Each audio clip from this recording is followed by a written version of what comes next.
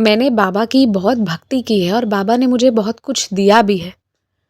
शादी के पहले मैं गाँव के एक छोटे से स्कूल में पढ़ाया करता था और उन्हीं दिनों मैंने एग्ज़ाम भी दिया था ताकि मेरा गवर्नमेंट स्कूल में रिक्रूटमेंट हो जाए और मेरी शादी तय हो गई थी।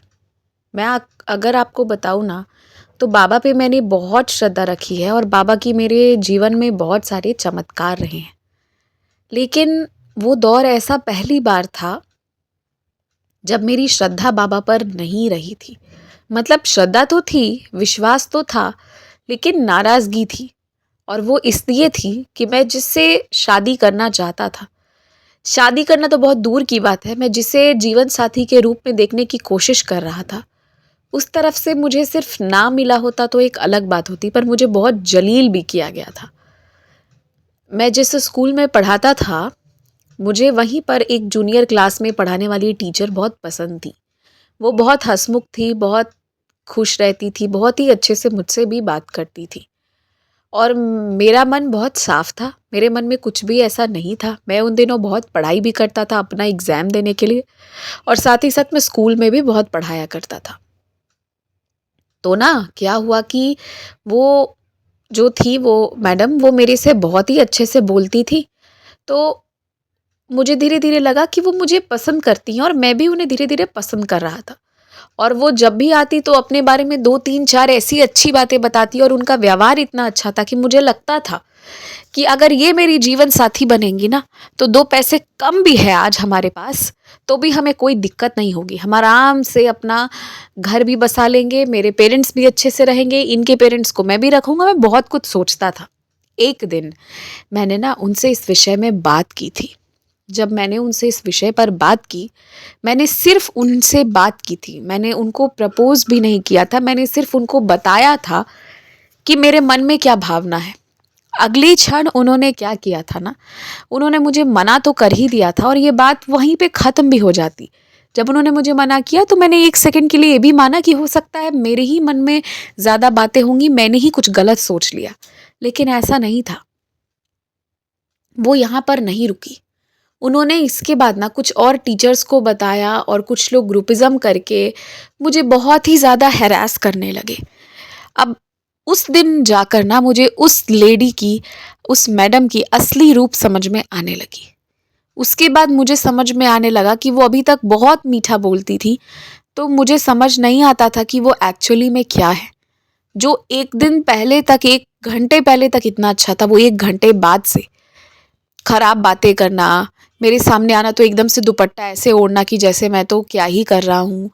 बहुत ही दुर्व्यवहार करना और मेरे सामने और लोगों के साथ कुछ इसी तरह की बातें करना जो मुझे इंसल्ट करे। ऐसी चीज़ें करते थे कि आजकल के लोग कैसे हैं, बुरी नज़र से अपनी माँ-बहनों को भी देखते हैं, ऐसा-वैसा ये वो, हर समय बात करना। और आपको पता है मेरा मन इतना टूट गया था और उन्होंने मेरे बारे में इतना बुरा-बुरा बोल दिया था कि इतना लोग मेरे से पूछने आते थे फैकल्टीज़, तुम तो ऐसे नहीं थे, ये नहीं था, वो नहीं था। उनसे किसी ने सवाल नहीं किया, हर एक इंसान ने मेरे से सवाल किया। और मैंने बाबा को उस समय बहुत बोला कि बाबा आप क्या कर रहे हो? आप कहाँ हो? और एक दिन आपको पता है मैं बाबा के मंदिर में बैठकर बहुत रोया, बहुत ज़्यादा। और मुझे उस वक़्त जॉब करना बहुत ज़रूरी था, मेरे पास दूसरा कोई जॉब नहीं था, कुछ भी नहीं था। मैं अपने घर से दूर यहाँ आकर गाँव में वो भी जॉब कर रहा था और वहाँ पर भी जाके मेरे साथ में ऐसा हुआ, लेकिन उस दिन मेरा मन बहुत भर गया था। क्योंकि मुझे बहुत कॉर्नर कर दिया गया था। गिने-चुने 3-4 लोग थे जो मेरे बारे में अच्छे से जानते थे, जिन्हें मुझ पर विश्वास था और वही लोग बस मेरा साथ दिए। बाकी सारे लोग जिन्हें कुछ नहीं पता था, वो मैडम क्योंकि सभी के साथ बहुत बात करती थी, बाद में मुझे धीरे-धीरे समझ में आया, वो सभी के साथ बहुत स्वीट थी। तो इसलिए अधिकांश लोग उनकी साइड चले गए और मैं ज़्यादा बात ही नहीं करता था, तो सबको लगा कि मैंने गलत किया है। तो ख़ैर फिर मैंने कुछ नहीं किया, मैंने भी उस दिन बाबा के सामने मंदिर में रोने के बाद उस स्कूल में रेज़िग्नेशन दे दिया और मैं रिज़ाइन करके चला गया। और वो दिन मेरे लिए बहुत ही ख़राब दिन था क्योंकि उसके बाद मेरे हाथ में कोई नौकरी नहीं थी, कुछ नहीं था। मैंने सामान वग़ैरह बाँधा और क्योंकि मैं वहाँ पास के उसी गाँव में एक छोटा-सा हॉस्टल था जिसमें 3-4 टीचर्स रहते थे और सब अपना जॉब करते थे और बाकी जिनका घर था वो अपना घर पे रहते थे। सैलरी बहुत कम मिलती थी हमें वहाँ। लेकिन जीवन निर्वाह हो रहा था, कुछ पैसे घर भेज पा रहे थे, तो बस था कि हाँ कर रहे थे हम। लेकिन उस दिन मैं वापस निकला, अपने घर चला गया और मैं बहुत उदास था, जीवन में कुछ अच्छा नहीं हो रहा था। इधर मेरी माँ ज़िद करने लगी शादी कर लो, तो मैंने कहा जिससे कराना है करा दो, मैं कर लूँगा। ऐसा नहीं था कि मैं उस मैडम से बहुत प्यार करने लगा था या कुछ भी, एक फीलिंग था, एक इमोशन था, एक सम्मान था उनके उस वाले बिहेवियर के वजह से। पर जब मुझे सच पता चला ना, घिनौना सच, तब से तो मेरे मन में ये हो गया ना कि मुझे इन सारी चीज़ों से भरोसा ही उठ गया था।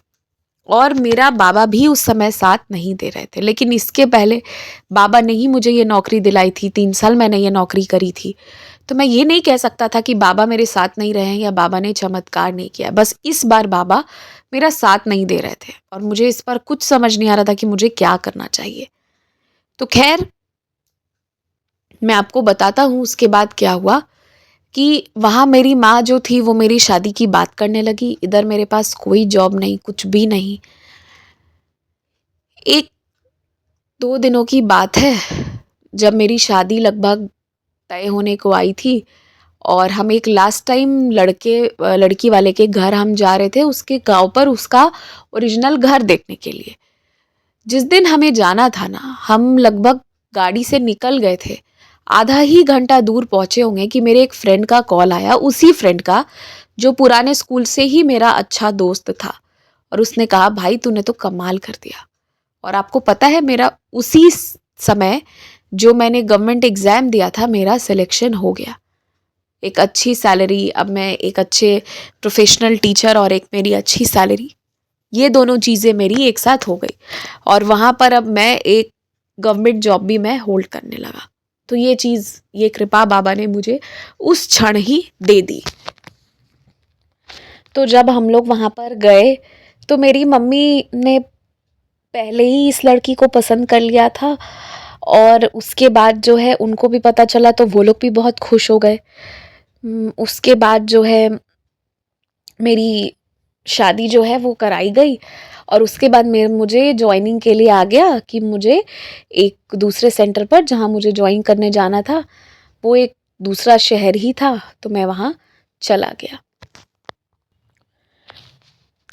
और जैसे ही मेरा सिलेक्शन हुआ ना, तो मुझे पुराने स्कूल से भी बहुत सारे लोगों का बधाई आया और कुछ लोगों ने जो मुझसे दुर्व्यवहार किया था या मुझे गलत समझे थे, उन्होंने मुझे माफ़ी भी मांगी। अगर मेरा ये रिज़ल्ट नहीं आया होता ना, तो मैं बहुत जलील पहले ही हो चुका था और ज़्यादा हो गया होता। उसके बाद मेरी जो है वो, मैंने बाबा से बहुत थैंक यू कहा और मेरी जो है वो शादी भी हो गई। शादी होने के बाद अब क्या था ना कि अब मेरी सैलरी एकदम से बहुत ज़्यादा बढ़ गई थी। लेकिन अभी बात ये थी ना कि सैलरी मिलने में 1-2 महीने का टाइम लग जाता है, कुछ पेपर वर्क, कुछ-कुछ चीज़ें रहती हैं, तो 1-2 महीना, 3 महीना जो है वो टाइम लग जाता है सैलरी मिलने में। तो मेरे पास जो भी बचे हुए पैसे थे, बहुत थोड़े से पैसे बचे थे, क्योंकि शादी में भी पैसे बहुत खर्च हो गए थे और इतनी ज़्यादा सेविंग थी नहीं पहले वाले स्कूल की। ऊपर से वहाँ से आने के बाद भी मैंने कई टाइम गुज़ारा है। तो ख़ैर उसके बाद भी जो भी था, तो मैं वो पैसे लेकर मैं इस नए वाले सेंटर जहाँ पे मुझे मिला था, मैं वहाँ आ गया। ये एक छोटा-सा शहर था वो भी, तो मैं वहाँ पर ही चला गया और मैंने वहाँ पर रहने का देखा, तो हमने एक रूम ले लिया। हमने एक कमरा ले लिया और उस कमरे में ना वॉशरूम नहीं थी। ये भी एक बहुत बड़ी बात थी। अब वहाँ का ऐसा था ना कि वहाँ पे कुछ पब्लिक वॉशरूम्स थे। अब वो बहुत ही छोटा-सा जगह था, वहाँ पे जो था सो था। तो वहाँ पे अब पब्लिक वॉशरूम तो हम लोग यूज़ नहीं कर सकते थे। तो मैंने कि उस मकान मालिक को बोल के एक वॉशरूम में ताला लगवा के हमारे लिए लिया कि ये अभी के लिए आप हमको दे दीजिए। वो काफ़ी पुराने ज़माने के स्टाइल का बना हुआ घर था, जिनमें घरों में वॉशरूम्स नहीं होती थी। तो मैंने उनको वो बोला कि आप मुझे वो वाला दे दीजिए और उन्होंने मुझे वो दे दिया। तो एक बड़ा-सा कमरा था और पास में ही, मतलब आप समझिए कि वहाँ से निकल के आगे थोड़ा राइट जाने पे ही हमारी वॉशरूम भी थी। अब ये 2 थोड़ा घर से थोड़ा दूर था। तो मुझे लगता था कि अब मेरी वाइफ़ भी रहेंगी, कैसे क्या होगा जो भी है। पर ठीक है, बाबा की कृपा से ये सब भी चला। हमने ये परेशानियाँ भी झेली हैं, लेकिन मैंने वहाँ पर फिर से ना बाबा को स्थापित किया। मेरी ना, अब मैं आपको एक बात बताता हूँ, मेरे मन में ना मेरी वाइफ़ जिससे मेरी शादी हुई थी, नई-नई शादी हुई थी, पर मैं ना बहुत ध्यान नहीं देता था। मैंने मतलब ध्यान नहीं देना मतलब मैं बहुत कम ही बात करता था, क्योंकि मुझे लगता था कि कल को ये भी जलील करेगी, जबकि मुझे ये नहीं लगना चाहिए था, क्योंकि इसने मेरे से शादी की है और वो लेडी से मेरी, वो मैडम से मेरी कोई शादी नहीं थी। वो तो बस ऐसे ही सबसे मीठी-मीठी बातें करती थी। पर एक की वजह से ना यही होता है कि हम लोग फिर सभी को जज करते हैं और हम किसी को नया मौका देना नहीं चाहते हैं। अगर जीवन हमसे हाथ भी मिलाने आए ना, तो हम जीवन से हाथ मिलाने को तैयार नहीं होते हैं। तो मैंने अपनी वाइफ़ जो है वो, उनसे मैं बहुत कम बात करता था, वही मेरे से बातें करने की कोशिश करती थी। तो मैंने साईं बाबा को स्थापित किया था और प्रत्येक दिन मैं साईं बाबा की पूजा करके जाता था। अब कमाल की बात तो ये आप समझिए ना कि मैं जिधर पैर करके सोता था उस साइड मैंने बाबा को रखा हुआ था, और मुझे इस चीज़ का कोई ध्यान भी नहीं था कि मुझे बाबा की तरफ पैर नहीं करके सोना चाहिए। पर मैं यही कहूँगा कि बाबा बहुत भोले-भाले प्यारे से थे, उनको कभी ये सारी चीज़ों से बाबा ने कभी हमें नहीं देखा कि हम किधर बाबा को रख रहे हैं या कुछ भी। बाबा बस प्रेम देखे हैं, हमेशा उन्होंने भक्ति देखी है। तो एक दिन ऐसा हुआ ना कि मैंने पूजा वगैरह करी और मैं करके चला गया। जब मैं वापस आया, तो मेरी वाइफ़ ने कहा कि आपको पता है, इस बेंच के नीचे इतनी गंदगी थी कि मैं आपको क्या बताऊँ। और उसने सारी गंदगी को एक पॉलीथीन में निकाला। उन्होंने कहा कि जिस पे आप बाबा को बिठाए हो, उसके नीचे ना बहुत गंदगी थी। आपने कैसे ध्यान नहीं दिया कि आपने इतनी सीमेंट, इतनी बालू के ऊपर जो है वो बाबा को बैठा दिया। ऐसा लगा ना किसी ने लेयर बना दिया हो सीमेंट बालू का। तो मैंने बोला ऐसा क्या हुआ? हम तो एक बेंच लाकर हमने उस पे कपड़ा रख दिया था और उस पे बाबा को बैठाया था। सीमेंट बालू हम कहाँ से लाते? वो बहुत छोटा-सा लकड़ी का एक बहुत ही छोटा-सा, जिसे आप कह सकते हो ना छोटा-सा पीढ़ा या छोटा-सा बहुत छोटा स्टूल जैसा, उस पे हम रखे थे। हम उस पर भला मिट्टी क्यों लगाएँगे? तो मेरी वाइफ़ ने कहा कि वो मिट्टी थी पर बड़ी खुशबूदार थी। तो उन्होंने ना मुझे दिखाने के लिए, उन्होंने फेंका नहीं, उन्होंने उसको एक पॉलीथीन में करके कोने में, हालाँकि कमरे में फेंक कर ही रखा हुआ था वो, पर एक कोने में रख दिया था और उन्होंने कहा इसमें बड़ी खुशबू थी। तो मेरी वाइफ़ ने मुझे वो दिखाया, उनको लगा कि ये जो है ये कुछ मैंने डाल के रखा हो जिससे पूजा रूम में अच्छा रहे, पर उन्होंने हटा दिया था उस चीज़ को और पूरी उसको साफ करी थी। और आपको पता है वो एक पॉलीथिन नहीं भी तो लगभग, आप मानो ना कि 1 किलो के लगभग, उसमें ना वो जो सीमेंट बालू वो जिसे कह रही थी वो साई की उदी थी। ना तो वो मैंने रखी थी, ना तो वो मेरी वाइफ ने रखी थी।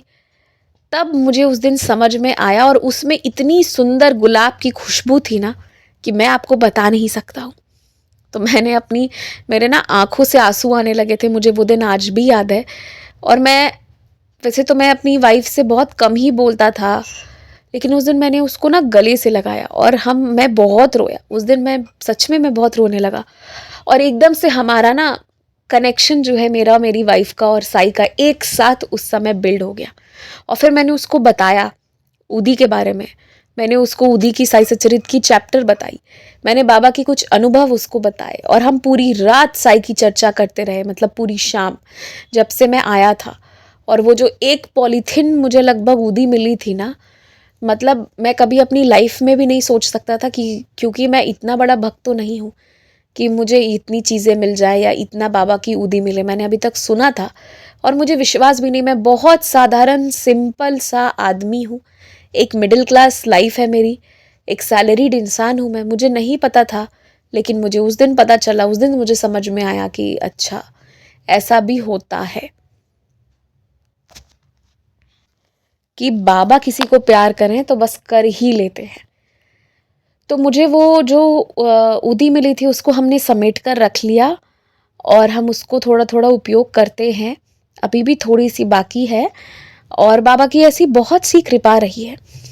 तो मेरी वाइफ़ को भी उसके बाद ना उसका एकदम से श्रद्धा जग गया और मैंने उसको याद दिलाया। मैंने उसको कहा कि जब शादी हुई थी हमारी, जब मैंने ये कमरा लिया था, तो जब मैंने ये बेंच को लाके मैंने रखा था तो तुमने भी तो देखा था ना, मैंने कहाँ इसमें कोई मिट्टी, बालू, सीमेंट डाला था। उनको बेसिकली उदी के बारे में नहीं पता था, उनकी गलती नहीं है इसमें। तो ख़ैर, ये चीज़ ना मेरी आस्था को बहुत बढ़ा दी। मेरी आस्था इससे बहुत बढ़ गई बाबा के प्रति। अब मैं आपको ना उसी साल के 5-6 महीने बाद की एक घटना बताता हूँ, क्योंकि ऐसा होता था कि मेरी वाइफ वहाँ थी तो वो बीच बीच में अपने मायके चली जाती थी। अब वो एक छोटा सा गांव था, लेकिन वहाँ पर लोग पूजा पाठ करते थे, आए दिन कभी इस पूजा कभी उस पूजा का चंदा लेने आते थे। तो मैं रहता था तो मैं खुद दे देता था, नहीं तो मेरी वाइफ रहती थी तो मैंने उनको ना पैसे दे रखे थे, और कोई भी अगर आए घर पे खटखटाए कुछ भी करे तो मैंने अपनी वाइफ को बता रखा था कि इधर एक खिड़की है छोटी सी, तुम पहले वहां से झांकोगी, सीधा दरवाजा नहीं खोलोगी। तो मेरी वाइफ झांकती थी वहां से, और अगर कोई ऐसा व्यक्ति आया जो कुछ पैसे वैसे मांगने आया हो, कुछ भी ऐसे दान दक्षिणा के लिए आया हो, तो मैंने ना उनको कुछ उधर ही एक बॉक्स रख रखा था जिसमें से वो पैसे दे देती थी। वहाँ पे कई सारे साधु वगैरह भी कभी कभी आते थे, और उन दिनों गांव में ये भी होता था कि अगर आपने दरवाज़ा खोल दिया ना तो कभी कोई लूट ले, कभी कोई आपको चाकू से मार दे। ये सारी घटनाएं भी सुनने को आती थी पास के गांव से, हालांकि मैंने आंख से कभी नहीं देखा ऐसा होते। तो इसलिए भी सभी लोग चौकन्ने रहते थे, किसी सबके मन में ये रहता था कि अगर ऐसे कोई मांगने को आए, चाहे कुछ भी आए, तो हमें पूरा दरवाज़ा नहीं खोलना है। तो ये चीज़ भी रहती थी। मैंने वाइफ को अलग से ही वहाँ पे 10-10 रुपए, 20-20 रुपए, 50 रुपए सब दे रखे थे, बॉक्स में करके खिड़की के नीचे रख दी थी, ताकि बाहर से किसी को कोई हाथ लगा के ना ले, पर वो तुरंत खिड़की के पास से देके अपना खिड़की बंद कर लें और वो अंदर ही रहे, दरवाज़ा ना खोले। तो इसके वजह से मैंने ये सुविधा कर रखी थी। अब होता ये है कि एक रोज़ जो है, मैं स्कूल गया हुआ था एज़ यूजुअल, और मेरी वाइफ ने मुझे बताया कि जब मैं वापस आया तो उन्होंने मुझे बताया कि मेरे पीछे से, क्योंकि ऐसे मांगने वाले लोग हमेशा आते थे, हमेशा, ये हमारे लिए बहुत आम बात थी। शायद आज के समय में इतने लोग नहीं हैं, मगर उन दिनों क्योंकि ना आसपास में कुछ तीर्थ स्थल भी थे, तो लोग दर्शन के लिए जाते थे, तो कई सारे साधु वगैरह लोग आते थे, तो वो गांव में मांगते हुए अपना, बहुत तरह के लोग रहते थे, कुछ जेन्युइन रहते थे और कुछ देख के भी आप समझ जाओगे कि ये तो फ्रॉड ही है। तो अभी क्या हुआ कि मेरी वाइफ के पास आए, और उन्होंने जो है साधु, और उन्होंने ना, मेरी वाइफ ने तुरंत 51 रुपीज़ निकाले कि इनको मैं तुरंत दे देती हूँ, दरवाज़ा खिड़की बंद कर लूँगी। तो उन्होंने कहा, बेटी तुम दरवाज़ा नहीं खोलोगी, मैं अंदर आना चाहता हूँ। तो उन्होंने कहा, नहीं, आपको जो भी चाहिए, जो भी लेना है, आप इधर ही से बोलो। और सही भी किया मेरी वाइफ ने। तो उन्होंने कहा, नहीं नहीं, हमेशा तो मैं लेने ही आता हूँ, पर आज ना मैं तुम्हें लौटाने आया हूँ।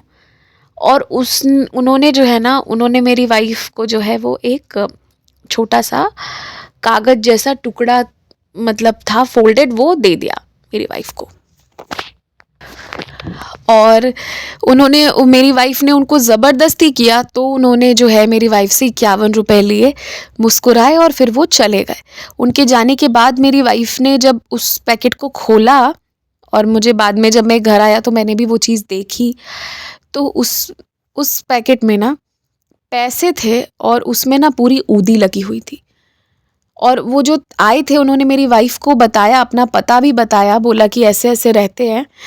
और वो ना, मैं उनका कहना था कि वो मुझसे कुछ पैसे ले गए जो वो लौटा रहे हैं, कुछ 4,500-5,000 रुपए रहे होंगे जो उन्होंने उसमें करके वापस हमें दिए थे। और मैं आपको सच बताता हूँ, जिस पता को उन्होंने बताया था वैसा तो कोई पता ही नहीं था, वो वैसी कोई जगह ही नहीं थी जब हमने ढूंढने की कोशिश की तो। और सबसे भयंकर और डरावनी बात यह है ना कि जो 4,500-5,000 रुपए थे, जिस दिन मैं उस दिन शाम में आया, मेरी वाइफ ने मुझे बताया, ये सब हुआ, हम लोग बात किए, उसी दिन रात की मैं आपको बात बताती हूँ, घर से, मेरी वाइफ के घर से फ़ोन आया, उनके पिताजी बहुत बीमार हो गए, यानी जो मेरे ससुर हैं वो बहुत बीमार हो गए, और एग्जैक्ट उतना ही अमाउंट उनके हॉस्पिटल का बिल आया था। और वो पैसे जो उन्होंने दिए थे, हम लोग जब बात कर रहे थे ऐसा फ़ोन आया था, तो उसको मेरी वाइफ ने ना, उस पैसे को वैसे ही कागज़ में लपेटते हुए अपने बैग में डाल दिया था। और हम लोग उसके बारे में फिर डिस्कस ही नहीं किए, क्योंकि हम तो अपने फादर इन लॉ के बारे में डिस्कस करते रह गए। फिर जब हम लोग वहाँ पे गए और हॉस्पिटल का बिल आया, मेरी वाइफ ने अपने पर्स से झट से निकाल कर पे किया। और देखिए, इस पैसे पर तो मेरा भी कोई हक नहीं था कि मैं भी उनको रोकता या कुछ कहता, क्योंकि ये पैसा तो मैंने भी किसी को नहीं दिया था कि मैं कुछ कहता। और मुझे अच्छे से याद है कि मैंने किसी को कोई पैसा दिया नहीं है, उधार तो मेरे से कोई ले नहीं सकता, मैंने कभी दिया ही नहीं है। तो मेरी वाइफ को ना, आप समझो ना कि बाबा ने उनको ना उस क्षण के लिए, अपने माता पिता के लिए वो ऐसा बच्चा बनाकर भेजा था जिसने अपने माता पिता का बिल खुद से पे किया, मेरे से भी नहीं मांगा। कुछ 3,500 रुपये हॉस्पिटल का बिल आया था और 1,500 रुपये जो थे वो उनकी दवाइयों के पूरे महीने की, जो मेरी वाइफ ने लेकर दिया। और उस पेपर में जो लगा हुआ ऊदी थी, उसी ऊदी को मेरी वाइफ ने पूरी श्रद्धा से अपने फादर पर लगाई, जिसके वजह से उनको जैसी इशू हुई थी ब्रीदिंग, वो ठीक नहीं होती। डॉक्टर लगभग उम्मीद छोड़ दिए थे, लेकिन मेरे फादर इन लॉ 2 दिन में ठीक होके वापस अपने घर अच्छे से गए और वो बहुत स्वस्थ, उन्होंने फिर लाइफ आगे लीड किया। तो मैं यही आपको बता सकता हूँ कि ऐसी घटनाएं हुई ना कि जिसके बाद मेरे से ज़्यादा श्रद्धा, आप देखिए कि मेरी वाइफ के ही माध्यम से बाबा ने ये सारी चीज़ें मुझे दिखाई, और मेरे से ज़्यादा श्रद्धा फिर मेरी वाइफ को आ गया बाबा के प्रति। और साथ ही साथ मैं ये भी कह सकता हूँ कि मुझे बाबा ने बार बार ये ऑथेंटिकेशन दिया, ये वेरीफाई किया कि ये बच्ची मैंने चुनकर तुम्हारे जीवन में डाला है, तुम इस पर भरोसा कर सकती हो। क्योंकि मुझे ना किसी पर भी भरोसा नहीं था, पर बाबा की कोई भी लीला होती, बाबा का कुछ भी होता तो वो सीधे मेरे पास कभी नहीं आता। आप सोचिए, स्कूल में आकर मेरे पास भी तो वो आ सकता था, किसी और रूप में बाबा मुझे भी तो पैसे सीधे दे सकते थे। पहली बार वो जो ऊदी को सीमेंट बालू मेरी वाइफ ने समझा, वो मेरे पास सामने भी तो हो सकती थी कि मैं पूजा करूं, मैं ही देख लूं, उस दिन मैंने ही गद्दी पे हाथ रख दी होती। तो ऐसा तो कुछ नहीं हुआ, जो होता था मेरी वाइफ से होके आता था। और उसके बाद जाके ना मैंने उनको पूरे मन से, उस अनुभव के बाद मैंने स्वीकार लिया। मैं आपको ये बात कहूँगा कि जब बाबा लाइफ में कुछ बुरा भी करें ना, आपका मान सम्मान जाएगा, तो उस समय भरोसा करना बहुत मुश्किल होता है। क्योंकि अगर इंसान के पास कुछ नहीं है, उसकी इज्जत ही होती है। इज्जत एक ऐसी चीज़ है ना जो हम हर समय कैरी करते हैं। हो सकता है कोई प्रॉपर्टी आप आज ले रहे हैं, कोई बैग, पर्स, चप्पल, जूता ले रहे हैं, वो कल को आप नहीं रखेंगे अपने पास, लेकिन आपकी इज्जत सोते उठते जो है, आपका जो रेप्यूटेशन है, वो हर समय रहेगा। और अगर उस पे कोई उंगली उठाता है तो तकलीफ बहुत ज़्यादा होती है, बहुत ज़्यादा। और इस क्षण में बाबा पे भरोसा रखना बहुत मुश्किल होता है। मेरी जो शादी थी ना, वो मेरे लिए एक ट्रॉमा भी था, क्योंकि बीच बीच में मुझे याद आता था कि मुझे कितना खराब उन मैडम ने कहा था, पुराने स्कूल वाली। तो क्या मेरी वाइफ कभी सुनेंगी या कभी उनको पता चलेगा, तो मैं उनको क्या बताऊंगा कि मैंने ऐसा नहीं किया? क्या ही मैं उनको प्रूफ करा सकता हूँ? और दूसरी बात है कि क्या मैं सच में ऐसा था? मुझे अपने लिए भी बुरा लगता था, मेरी वाइफ के लिए भी लगता था। पर हाँ, ये कुछ घटनाएं। और मैं आपको एक बात और कहता हूँ, मैंने जब इस विवाह से या इन चीज़ों से एकदम उम्मीद हटा ली थी, शादी होने के बाद भी मैं अपनी वाइफ से एकदम दूर ही रहता था, मुझे कोई लेना देना नहीं रहता था। बस हाँ, कि वो मेरी जिम्मेदारी है तो उनका खाना पीना, जीवन निर्वाह हो, इसके आगे मैंने उनसे बातचीत करने की या उनके साथ कोई अच्छी बॉन्ड बनाने की कोशिश नहीं की। तो मैं एक चीज़ कह सकता हूँ इस पर, कि ये सब मेरे डर के वजह से और मेरी उम्मीद छोड़ देने की वजह से था। पर मुझे लगता है कि इससे अच्छा होता ना अगर मैंने बाबा पे तब भी भरोसा रखा होता। नहीं रखकर मैंने उन दिनों तनाव में जिया, और ये मेरी सबसे बड़ी गलती थी कि मेरा वो समय तनाव से गुजरा। क्योंकि बाबा ने तो सब बचा लिया अंत में। और आज की डेट में, आज मैं आपको बताता हूँ, अब जब इस घटना को इतना समय हो गया है, तब मैं आज आपको बताता हूँ कि वो जो मैडम है ना, हालांकि मैंने उनके बारे में जानने की कभी कोशिश नहीं की, मेरे मन में उनके लिए कोई भाव नहीं है, बस उनका स्वभाव बहुत अच्छा था, इसके वजह से मुझे लगता था कि हाँ, वो मेरी जीवन साथी हो सकती थी। लेकिन उन्होंने जो किया, और मैंने कभी कुछ और तो किया ही नहीं था, उनसे कुछ बातचीत भी कुछ ऐसी थी नहीं कि कुछ हम कह सकते कि हम कुछ भी और था, हमारा कोई संबंध था, कुछ भी था, कुछ भी नहीं था। लेकिन मुझे ये चीज़ बाद में मालूम पड़ी कि उनकी शादी काफ़ी देर से हुई। हमारे दोनों बच्चे हो जाने के बाद उनकी शादी हुई, और उनकी वो शादी नहीं चली। तो मुझे ये समझ में आया ना कि अगर मैंने उनको चुना होता उस समय, तो मेरे साथ भी क्या होता। और जो लोग पहले मुझे खराब बोल रहे थे ना, अभी हर कोई उनको कोसता है, जो इतनी स्वीट थी।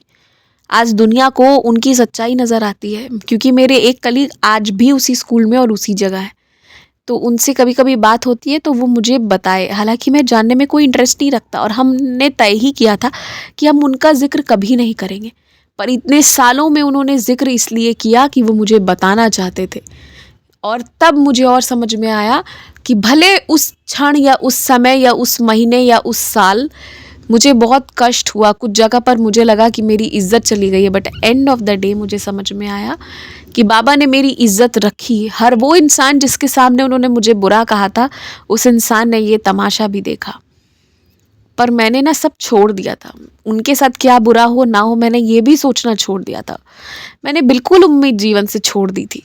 लेकिन आज के दिन मैं ये कह सकता हूँ कि बाबा की भक्ति मुझसे ज़्यादा मेरी वाइफ करती हैं, और हम लोग जीवन को जितने अच्छे से जी लिए हैं और जी रहे हैं, तो मुझे लगता है कि ये सिर्फ बाबा की कृपा है और ये बाबा की चाहत रही होगी हमारे लिए कि हम ऐसे जी पा रहे हैं।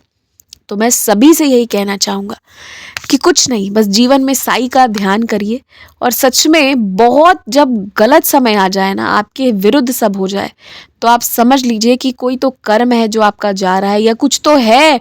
अगर ये सब आपके हित में होते ना, तो अंततः आपका अहित हो गया होता। इसलिए इन सबको आपके विरुद्ध कर दिया है बाबा ने। जो किया है बहुत अच्छा, बस ये मानकर चलिए।